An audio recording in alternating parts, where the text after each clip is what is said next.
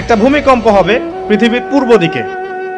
পৃথিবীর পূর্ব দিক মানে এই যে ভারত, পাকিস্তান, বাংলাদেশ, শ্রীলঙ্কা, ইন্দোনেশিয়া, ঠিক আছে, এই সিঙ্গাপুর, এই যে কন্টিনেন্ট মালয়েশিয়া, এটা পৃথিবীর পূর্ব দিক। এদিকে একটা ভূমিকম্প হবে।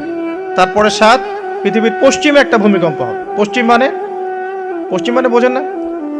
পশ্চিমা বিশ্ব না, সৌদি আরব না, পশ্চিমা বিশ্ব, ব্রিটেন, ফ্রান্স, জার্মানি, তারপরে যে রাশিয়ান কন্টিনেন্ট, হ্যাঁ, ইউক্রেন, এদিকে আপনার আমেরিকা, এই পুরো পশ্চিমা বিশ্ব, এখানে একটা ভূমিকম্প হবে বড়। এবং এগুলো এমন হবে যেগুলোতে ভূমি মাটিতে ধসে যাবে, মাটিতে ডুবে যাবে। ভূমিকম্প না, ভূমিধস। 8 পৃথিবীর মাঝখানে মধ্যপ্রাচ্যে একটা ভূমিকম্প হবে, যেখানে আমাদের সো কল্ড আমিরুল মুমিনিনরা থাকে, এদের এখানে একটা ভূমিকম্প হবে ইনশাআল্লাহ।